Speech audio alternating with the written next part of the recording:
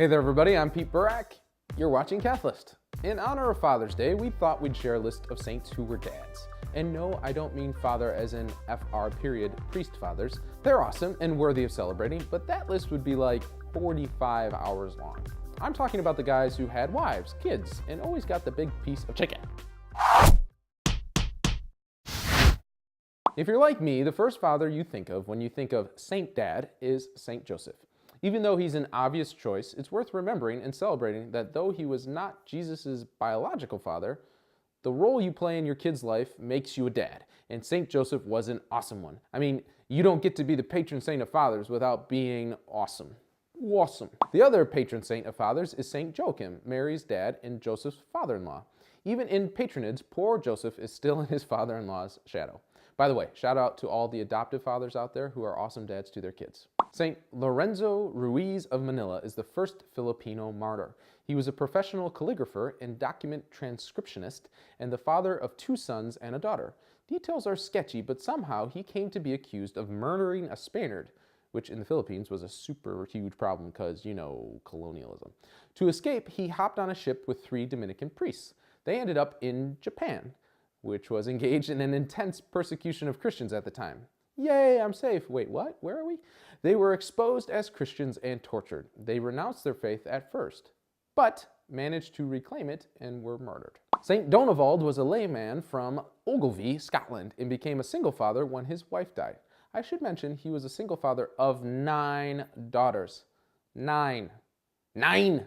That's enough for sainthood right there. They toiled in the soil with their bare hands and ate only once a day. Barley bread and water. Yummy. Donald's daughters eventually became known as the 9 Maidens for their devotion and piety. There's even a Scottish folk song about them. It's called 9 Maidens. Saint Marcellinus of Carthage was a lawyer and tribune of the Roman Empire in North Africa and a friend of Saint Augustine. After Marcellinus successfully defended Christianity against the heretical Donatists in court before the emperor, the heretics sought revenge by falsely accusing him of supporting a usurper to the throne of the empire. The emperor, Honorius, executed Marcellinus and his brother for treason. He's considered a martyr since it was because of his defense of the faith that he was killed.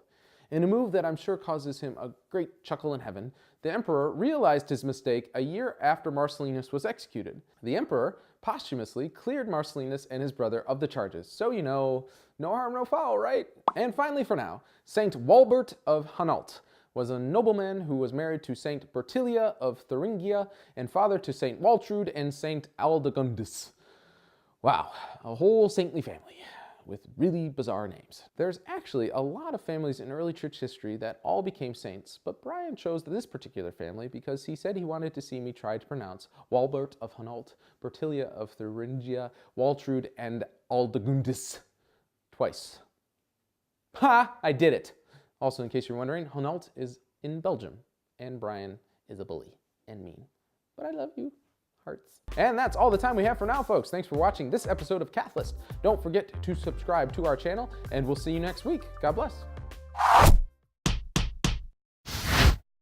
They're awesome and worthy of celebrating.